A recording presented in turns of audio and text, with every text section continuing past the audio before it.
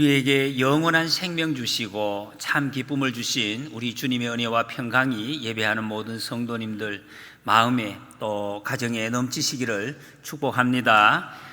지난 여름에 우리 교회에 서울에서 시온교회에서 오셔서 잠시 수련회를 하고 갔습니다. 그 장로님 중에 한 분이 양복을 잘 만드시는 세계적인 그 1등 명장입니다. 옷을 잘 만드시는 분, 그분이 배려를 해서 우리 장로님들 옷을 조금 싸게, 그렇다고 많이 싸지는 않는데 싸게 이렇게 맞춰 주시기로 했습니다. 그래서 저하고 같이 우리 장로님들 옷을 지금 다 맞춰 놓고 1차 가봉을 했습니다. 가봉을 할 때 우리 장로님들이 이제 한번 만드는 걸 옷에 걸쳐보고 얼마나 맞는지 또 이렇게 지수를 다 쟀지만 또 이렇게 입어보고 했습니다. 그때 한 장로님을 보시고 그 양복 장인 장로님이, 이 장로님이 어깨가 삐뚤어졌습니다. 그리 이야기를, 어깨가 한쪽으로 확 내려갔다. 그 장로님은 몰랐어요. 평소에 내 어깨가 왜 삐뚤어졌어요? 그렇게 말씀했는데 그 전문가가 보니까 삐뚤어졌대. 옷이 태가 안 나는 거예요. 영 모양새가 없어요. 그래서 그분은 옷을 만드시는 분이기 때문에 옷을 이렇게 고쳐서 밑으로 뭘 받치고 만들어서 옷을 만들어서 아주 보기 좋게 아주 멋지게 이제 몇 주 후면 우리 장로님들을 제가 다 옷을 입고 여기서 특송을 한번 하려고 합니다. 정말 멋진 옷이 정말 막 보기도 좋고 반짝반짝 빛나는 엄청나게 좋은 최고의 세계 1등 장인이 만든 거기 때문에 그 옷이 이제 좋아지. 옷 만드시는 분이 옷을 고치면 조금 몸이 이상해도 아주 이렇게 멋있게 그렇게 만들어지, 그렇게 보인다는 거죠. 사람의 몸을 못 고치니까 옷으로 그렇게 고치는 거예요. 여러분, 우리 몸은 하나님이 만드셨습니다. 우리 마음도 하나님이 만드셨습니다. 몸 고장난 것, 마음 고장난 것, 하나님께서는 우리 몸을 고치십니다. 우리의 마음을 고치시는 하나님이신 줄 믿습니다. 우리 마음이 고장난 곳이 있습니다. 그것을 우리는 몰라요. 우리 장로님 어깨 삐뚤어진 거 평생 지금까지 수십 년 동안 모르셨던 것처럼 자기도 모르게 습관이 그래 돼서 삐뚤어지는 걸 그대로 사는 거예요. 자기도 모르게 이제 몸에 고장이 많이 나요. 이거 놔두면은 몸뿐만 아니라 여러 군데에서 허리도 아프고 다리도 불편하게 되는 거예요. 여러분, 우리도 마찬가지. 우리 영혼이 고장이 나고 우리의 삶에 고장이 난 것을 자기도 모르게 그 계속 놔두면은 삶의 여러 군데가 연결이 돼가지고 아프게 됩니다. 고통스럽게. 창세기 말씀은 우리 인간이 하나님께서 어떻게 왜 만드셨는지 이걸 갖다가 바로 보게 하시고, 그래서 이 거울 같은 말씀을 통해서 우리 자신이 어디에서 어떻게 잘못되었는지를 알게 하십니다. 거기서 끝나는 것이 아니라 그것을 고쳐주시는 방법도 알려주시고, 그래서 예수님 안에 있을 때에 우리의 삐뚤어진 잘못된 것이 바로 세워져 갈 수 있도록 일러주시는 그 길, 그것을 생생하게 보여주는 말씀이 바로 이 창세기의 말씀입니다. 어떤 것이 정상적인 삶인지, 어떤 것이 복되고 아름다운 삶인지를 알게 한다.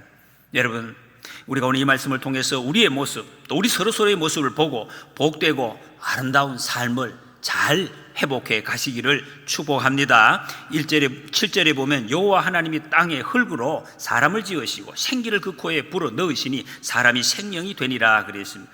창세기 1장에서는 사람을 하나님 지으실 때 하나님의 형상, 하나님의 모양대로 만드셨다 그랬습니다. 그거는 우리의 이 외모도 있겠지만 영적인 부분. 근데 이것을 이 장에서는 무엇으로 만드셨는가를 말씀하고 땅의 흙으로 지으셨다. 땅의 흙. 여러분, 먼저는 우리 몸이 이걸 확인해야 됩니다. 우리는 흙입니다. 이 흙이 뭐냐? 본래의 뜻은 흙, 티끌, 먼지, 그런 뜻입니다. 여러분, 우리의 몸은 티끌입니다. 먼지입니다. 이거 뭐 비싼 거 수십만 원, 수백만 원짜리 발라도 먼지에 바르는 것입니다. 이걸 분명히 아셔야 돼요. 우리는 먼지다. 먼지로 지음을 받았다. 그래서 여러분, 참 희한하지요. 사람들이 이것을 아는지 모르는지 온 세계 사람들이 하는 말, 특히 우리나라 사람들이 털어서 먼지 안 나는 사람 없다, 이런 말을 하잖아요. 딱 맞는 말씀입니다. 우리가 먼지이기 때문에 털면 다 먼지가 나게 되어 있습니다. 반드시 먼지가 난다는 것이. 여러분, 우리가 옆에 사람 볼 때 이걸 분명히 보셔야 돼요. 먼지구나 하는 걸 보세요. 다른 게 아니에요. 먼지예요. 옆에 사람 한번 보십시오. 먼지십니다. 다 먼지입니다. 티끌 다 먼지로 지금 이렇게 지음을 받았다는. 그래서 사람끼리는 부딪히기만 하면 먼지 납니다. 부딪히면 나는 것이 먼지라면 다른 거 안 나옵니다. 그걸 아셔야 돼요. 왜 먼지 나느냐? 먼지가 나게 되어 있어요. 먼지기 때문에 다 먼지 납니다. 이것을 우리가 알면은 여러분 우리가 절대로 교만할 수 없습니다. 뭐이 잘났다고 사람들이 말이죠 막 고개 막 꼿꼿하게 해가지고 뭐 있는 채 하는 거 없이 다 먼지입니다. 아무리 폼 잡아도 다 그런 모습인 것을 우리는 알아야 된다. 그런데요, 그 먼지에다가 하나님께서 생기를, 살아있는 길을 코에다가 불어 넣으셨. 그래서 사람이 되었습니다. 사람의 존재는 딱 정해져 있습니다. 하나는 먼지, 티끌, 하나는 하나님의 영, 하늘의 영. 이 두 가지가 합쳐져서 사람이 되었다, 인간이 되었다는 것입니다. 그래서 여러분이 사람의 위치가 여기입니다. 하늘과 땅의 중간, 하나님의 일을 맡기셔서 세상의 일을, 땅을 다스리게 하는 것, 하나님의 동역자로 살게 하는 것, 하나님의 일을 이루게 하는 그 청지기로 사는 것이 사람의 위치라는 것이. 이 하나님의 일이 끝났을 때 하나님이 불어넣으신 생기를 거두어 가시면 남는 것은 티끌, 그 티끌로 돌아가는 것입니다. 그대로 돌아가게 되는 것이 우리 사람의 존재다 하는 것을 지금 보여주고 있습니다. 욥기 10장 9절에 주께서 내 몸 지으시기를 흙을 뭉치듯 하셨거늘 다시 나를 티끌로 돌려보내려 하시나이까. 티끌이라, 우리가 티끌로 돌아가는, 여러분 우리는 티끌입니다. 이 몸은 하나님의 영이 없으면 100% 티끌. 근데 이 사람을 티끌을 모으려고 많이 애를 씁니다. 티끌을 그 티끌 모아 태산이라고, 태산 만들려. 여러분 티끌이 태산이 되면 뭐합니까? 똑같습니다. 바람 불면 순식간에 다 살아 없어지는 것입니다. 그걸 다시 확인을 하는 것입니다.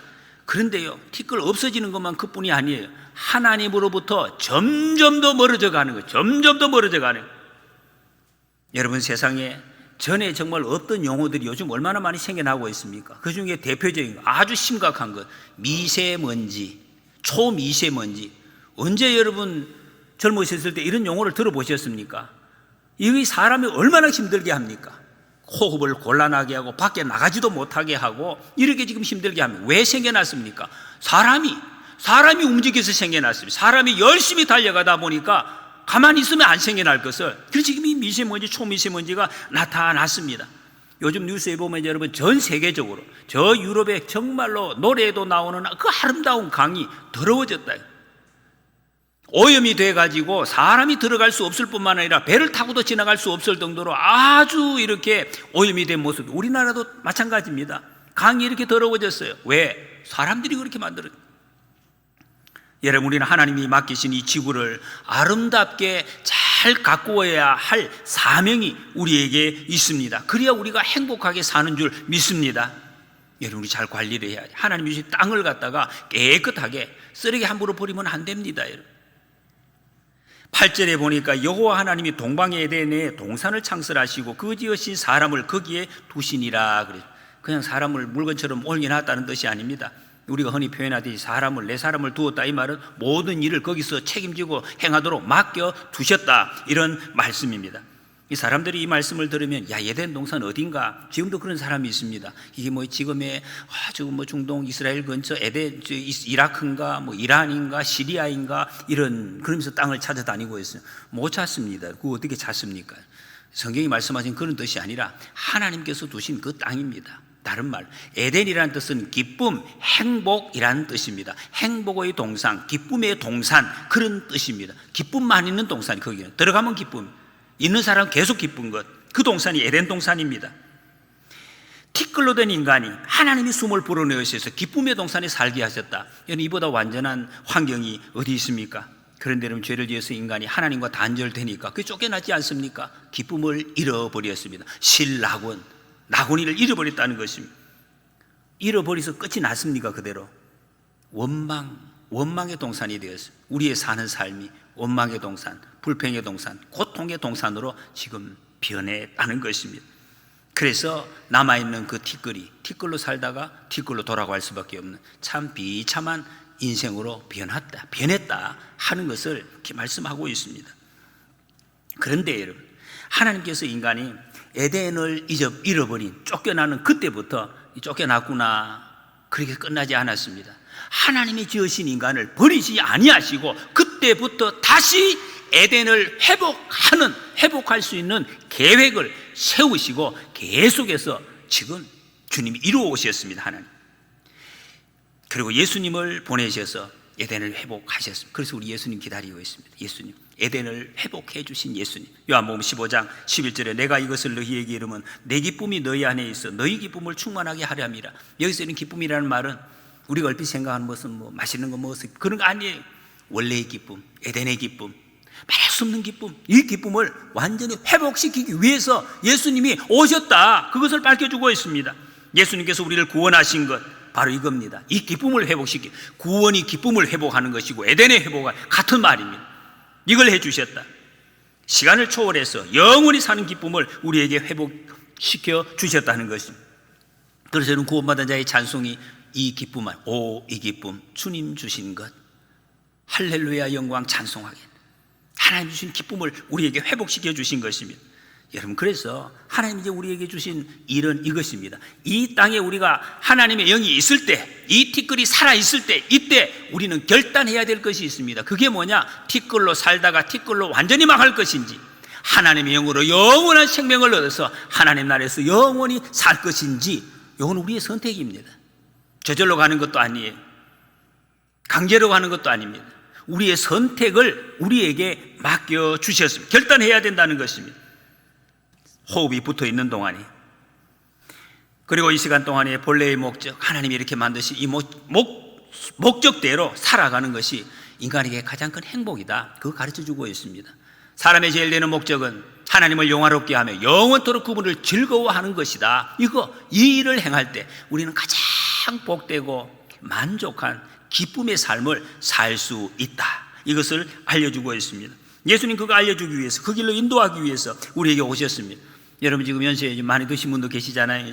80세 넘으신 분도 계시고 100세를 살고 120세를 산다 하더라도, 만약에 100년 80년 동안 티끌로만 산다면 얼핏 생각해도 불쌍하죠. 여러분, 야, 이 티끌이 뭡니까? 80년을 살아도 티끌이고 100년 살아도 티끌인데, 불쌍합니다. 정말 죽을 때는 저는 한 번도 빠짐없이 다 그렇게 이야기하는 거예요. 후회합니다.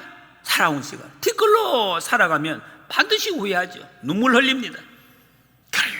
하나님의 영을 온전히 모시고 본래 하나님이 사람을 창조할 때 주신 그 기쁨, 여러분, 이것을 조금이라도 우리가 누리면서 살다가 더 기쁨의 영원한 생명으로 들어가야 돼요. 하나님이 그것을 원하십니다. 꼭 그렇게 되시기를, 정말 예수님 모시고 충만한 기쁨의 삶을 사시다가 영원한 기쁨으로 들어가시기를 축복합니다. 9절에 보면 여호와 하나님이 그 땅에 그 에덴 동산에 보기에 아름답고 먹기 좋은 나무가 나게 하셨다 그랬습니다. 하나님이 에덴 동산에 살게 하셨는데 보기에 아름답고 먹기에 좋은, 이 얼마나 상상만 하죠. 정말 침이 막 나오는, 보기에도 좋으니까, 그리고 먹어보니까 더 맛있어. 이렇게 좋은 나무들을 나게 하셨습니다. 여기에 여러분, 하나님이 본래 주신 것은 다 좋은 것밖에 없습니다. 이로운 것밖에 없습니다. 우리말에 번역이 안 된 것 중에 하나가 모든이라는, 모든 나무를 종류대로 다 만드셨다는 것입니다. 16절에 보니까 동산 각종 나무 열매는 내가 임의로 먹되 다 먹으라 그랬습니다. 좋은 나무를 너무 좋아서 애낀다고 그런 게 없이 다 먹으라, 다 모든 것을 다 먹도록 했습니다. 하나님이 허락하신 것을 먹으면 하나님의 동력자로 살고, 하나님의 동력자라는 것은 하나님의 눈으로 모든 것을 바라본다. 하나님 바라볼 때 어떻게 하셨습니까? 보시기에 좋았더라. 다 좋아 보이는 거, 다 좋아 보이니까, 여러분, 내 눈에 좋아 보이니까 얼마나 마음이 기쁘겠습니까? 그래서 기쁨의 동산이 되는 것입니다. 그렇게 행복한 삶을 살도록 지원받은 존재가 우리 인간입니다. 하나님이 그렇게 만드셨습니다. 지금 우리 지구가 자전하죠, 공전하죠. 지구가 그냥 자전 공정만 해도 거기에서 아름다운 열매가 계속해서 나오고 맛있는 것을 계속해서 먹고 살 수 있도록, 부족함이 없도록 하나님이 그렇게 본래 만드셨습니다. 그런데 여러분, 이 말씀 들으면 이렇게 먹기 힘들지 않습니다. 여러분, 정상적으로 평화롭게만 살면 다 먹고 풍성하게 먹고 잘 살 수 있도록 그렇게 하나님이 만드신 것이요, 이 세상입니다. 여러분, 일 안 해도, 공장 안 세워도 다 먹고 살 수 있도록 풍성하게 주셨습니다. 하나님 형상 가지고 하나님과 동행할 때 그런 삶을 살도록 우리에게 만드셨다는 것입니다.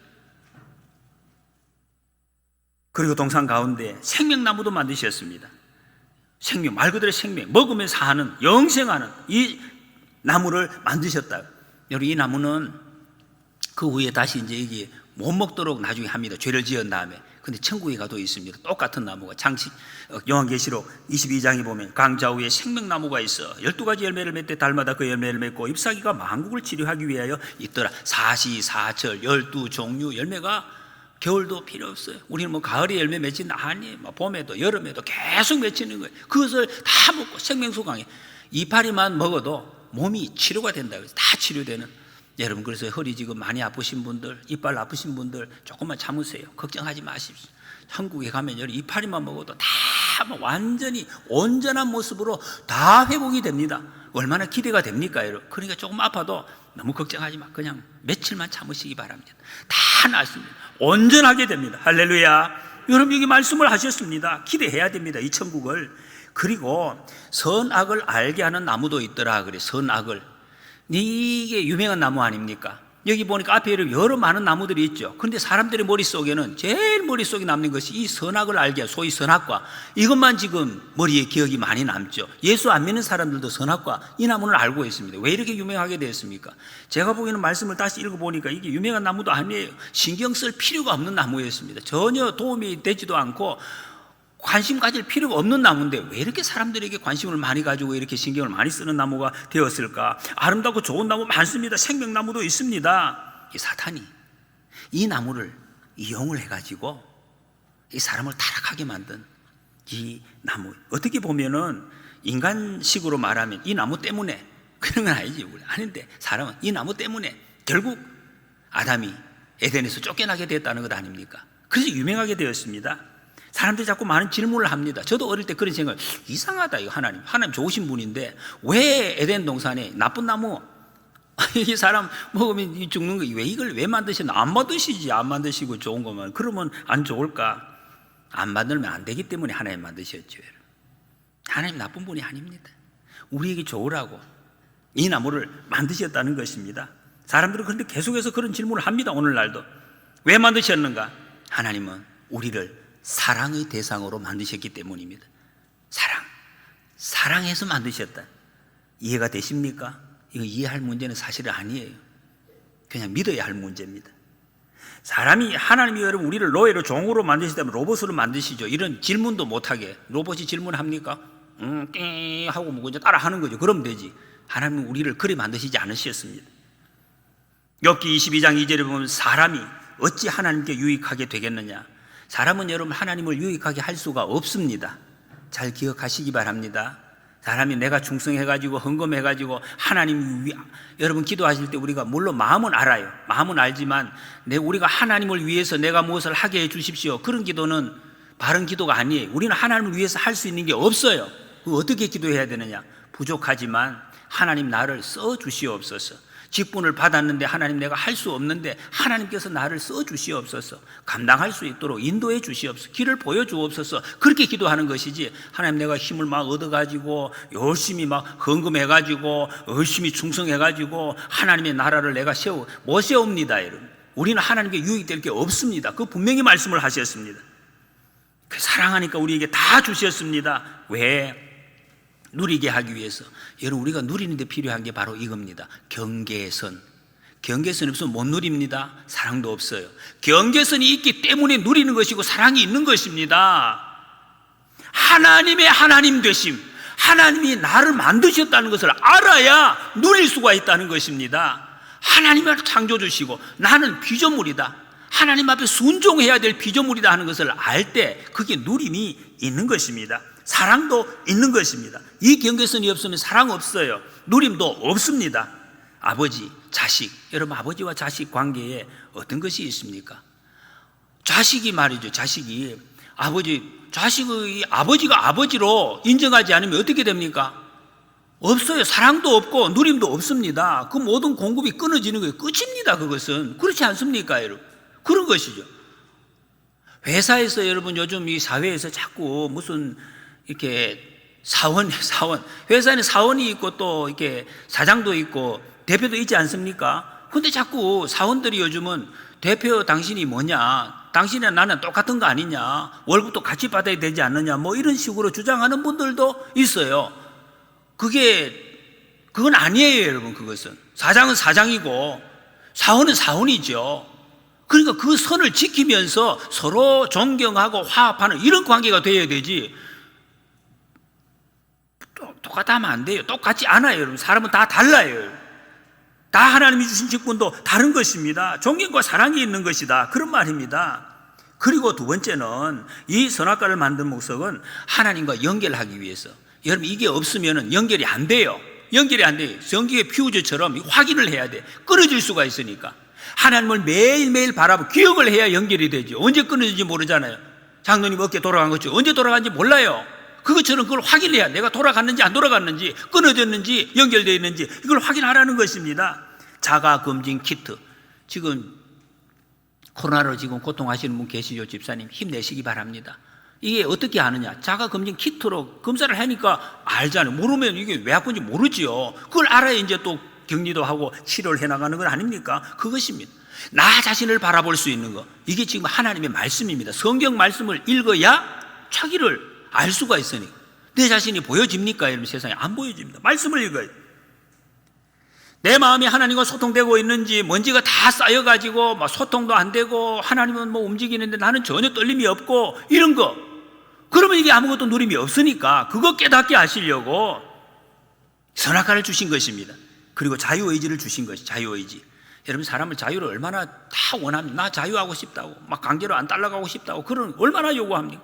어떤 사람들은 막 자유가 아니면 죽음을 달라, 그 정도로 목숨 걸고 자유를 달라고 외칩니다. 그 자유가 어디서 옵니까, 여러분? 선택이 있을 때 자유가 있는 거죠. 이 선택이 없으면 거기 무슨 자유가, 자유도 필요 없죠. 선택도 없는데 무슨 자유가 거기에 필요합니까? 그 선택이 있을 때 자유가 있고, 자유가 있을 때 거기 기쁨이 있는 것입니다. 누림이 있다는 것입니다. 이거 누리게 하시려고 하나님 우리에게 자유의지를 주신 것입니다. 스스로 선택해서 하나님 사랑하게 하셨다, 그런 말씀입니다. 강제로 여러분 사랑하게 하면 그 다음 뭐가 있겠습니까? 거기 여러분 뭐 자유의 기쁨이 있을까요? 없어요. 그런 거 없어요. 그런 거 아닙니다, 여러분. 근데 사탄이 와가지고, 아니 왜 그걸 갖다 하나님 못하게 하시냐, 이런 질문을 하네요. 당연히 해야 되는, 당연히 하나님 말씀하셨으니까 하지, 이러면 되는데 사람의 마음이 그렇지 않네. 네가 하나님 해라 이랬어요, 사탄이. 네가 하나님 되면 되잖아. 그럼 다 그거 해볼 수 있잖아, 하나님처럼. 이 말에 또 쏘가 넘어갔어요. 왜? 하나님의 형상을 닮아가지고 이것이 인간 타락의 불행의 핵심이 되었다 그래. 여러분, 선악과 먹었다 그러니까 무슨 맛있는, 내가 욕심을 내가지고 과일을 먹어가지고 그 죄가 아닙니다. 그런 게 아니라 하나님이, 인간이 하나님이 된 것이 죄라는 것입니다.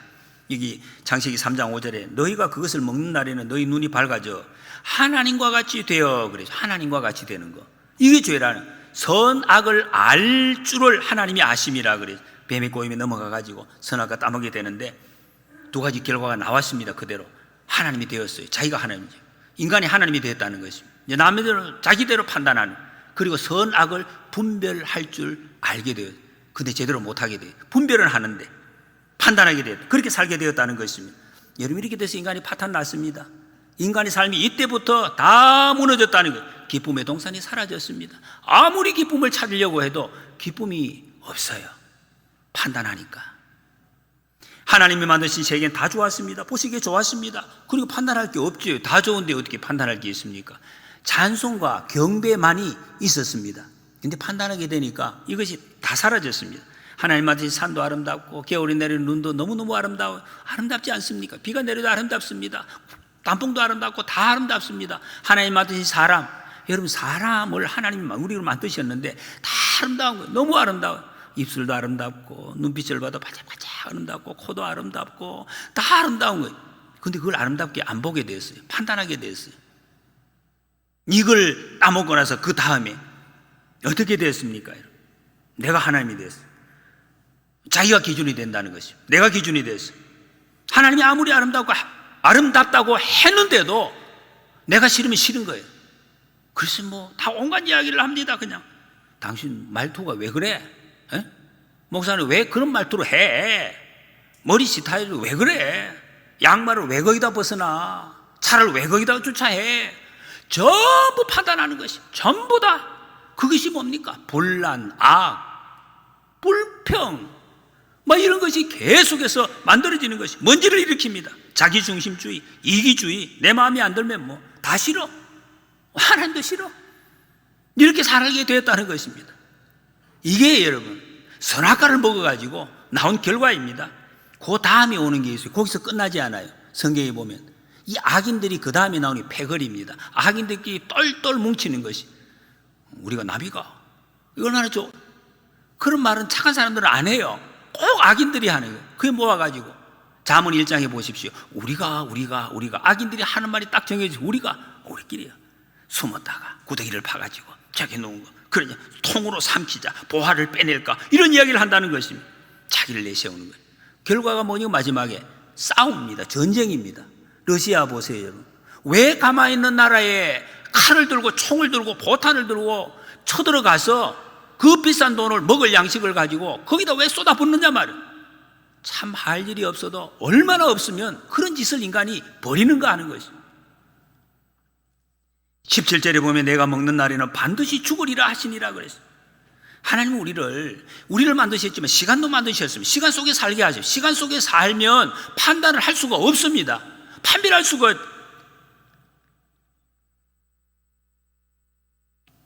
근데 여러분, 살인이 나쁜지 좋은지 이거 어떻게 판단합니까?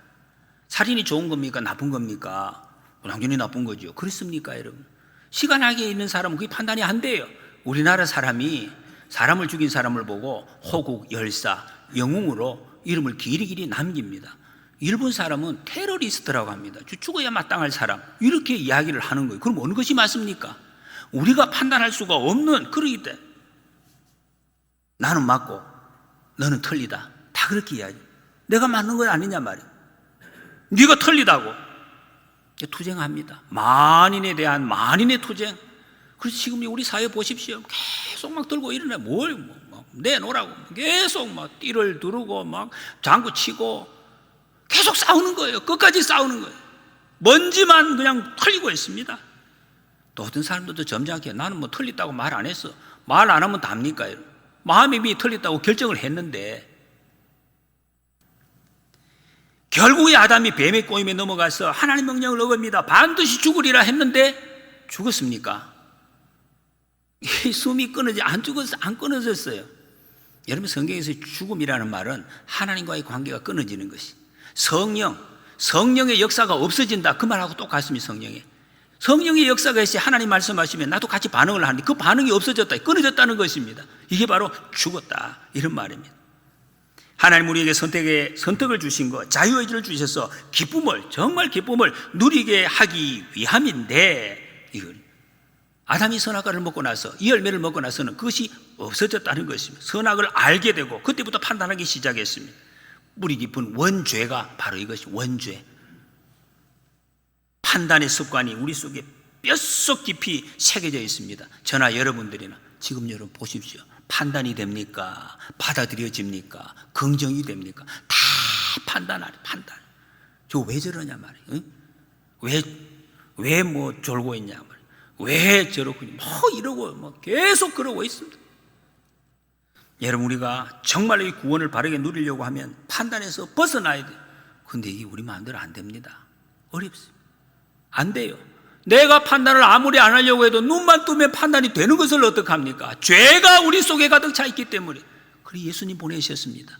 이 판단의 영을 물리치고 새 에덴을 회복시켜 주시기 위해서 예수님 보내주신 거예요. 그래요, 다른 거 없습니다. 예수님을 우리 마음속에 가득 채워야, 주님께서 내 마음을 다스려야, 주님이 판단해 주셔야 내 판단이 사라지는 거예요. 그래서 예수님 이름 부르라고 그랬습니다. 여러분, 저도 계속 예수님 이름 부르라고 하니까, 여러분 예수님 이름 하루에 몇 번이나 부르십니까? 정말 부르세요. 여러분, 교회 와서 예수님 부르는 거 아니라 걸어갈 때도 예수님. 저는 그렇게 합니다. 걸어갈 때도 예수님만, 차 타고 가다가도 예수님 계속 불러요. 여러분, 안 부르면 그 속에 우리의 판단의 영이 나를 지배하고 계속 판단해요. 차 타고 가다가 저거 왜 저렇게 뭐 이러고 있어, 나오는 거지 저절로. 참 많이 어렵습니다. 예수님께서 우리에게 오셔서 십자가에 피 흘려 죽으심으로 우리 속에 쌓여서 죄가 덕지덕지 쌓여서 먼지가 쌓여서 하나님의 뜻도 보지도 듣지도 못하는 것을 깨끗이 씻어내 주시고 하나님 뜻 알 수 있도록, 반응할 수 있도록 새 에덴을 회복시켜 주신 것이, 완전한 것은 아니지만 이미 길을 열어주셨다는, 그래서 주님이 나의 판단자가 되어주십니다. 그래서 정말 예수님 안에서 자유를 얻은 사람은 이런 찬송을 하는 거죠. 찬송가 397장에 보면 주 사랑 안에 살면, 주님 사랑받고 반응하는 사랑 안에 살면 두려움 없으며, 이 두려움이 무슨 두려움입니까? 여러분? 누가 나를 잡아갈까? 그런 뜻이 아니죠. 여러분. 내가 다른 사람을 판단하게 될까 하는 두려움, 거기서 없어지는 거예요. 주님이 나를 판단하시고 그 사랑 변함없어 늘 마음 편하다. 저 넓고 푸른 들판 내 앞에 열리고 하나님 본래 만드신 세상이 보여지기 시작했다. 그런 뜻입니다. 그 검은 구름 거쳐 안 보이는 구름, 새 하늘 보인다. 새 에덴입니다. 이런 찬송 고백을 우리가 할 수 있게 된다는 것입니다. 주님 말씀이 마태복음 5장에 누구든지 내 오른편 뺨을 치거든 왼편도 돌려대며, 저도 여러분 이 말씀이 정말 받아들이니 오래 걸렸습니다. 여러분 이 말씀이 이해되어지십니까? 믿어지십니까? 오른쪽을 딱 때렸어요. 자, 왼편 돌려댈 수 있으시겠습니까? 이게 이해되어, 그게 무슨 말이냐, 말이 되냐, 이렇게 생각이 되십니까? 주님의 이 말씀이 새 에덴이 내게 임하지 않고는 이 말씀이 이해가 안 됩니다. 절대로 되지 않습니다. 그리고 믿어지지 않습니다. 아니, 어디 뭐 사람이 어떻게 그럴 수 있나, 아무리 예수 믿어도 뭐 어떻게, 뭐 계속 그러죠. 그것은 예수님이 내 속에 완전히 채워지지 않았기 때문입니다. 그러나 여러분 너무 염려하지 마십시오. 주님이 우리의 마음을 그렇게 만들어 주실 것입니다. 깨달아집니다. 이것이 예수님 믿고 관계가 회복된 사람, 성령 충만한 사람의 모습입니다. 아, 그거 안 돼, 안 된다고 말하지, 주님이 된다고 말씀하신 내가 안 된다고 말할 수는 없잖아요. 주님, 내가 그렇게 되도록 인도해 주십시오. 이렇게 기도해야 되는 거죠.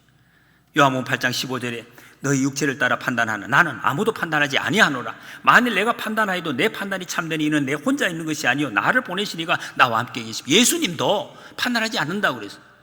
판단되는 것은 내 안에 아버지께서, 하나님께서 판단하시니까 나는 거기에 순종한다. 그렇게 말씀을 하셨습니다.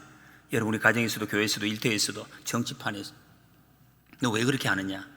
그러면 우리에게 나오는 먼지입니다. 먼지만 날리며, 더러운 먼지만, 미세먼지만 날리는 것이.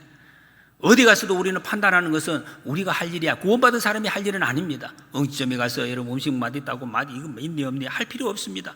맛없으면 다음에 안 가면 되죠. 내 입이 안 맞으면. 맛없다는 건 내 입이 안 맞다 이 말 아닙니까? 내가 하나님인데 왜 내 입이 안 맞느냐 이 말이죠. 그러면 다음에 안 가면 돼요. 판단할 필요 없습니다. 집에서도 여러분, 음식이 왜 이리 싱겁나, 왜 이게 싱겁나, 그렇게 판단할 필요 없어요. 혹시 오늘 아침에 그렇게 하신 분 안 계십니까? 찬장에 소금이 있습니다. 넣으면 됩니다. 그런데 머리 그리 싱겁다.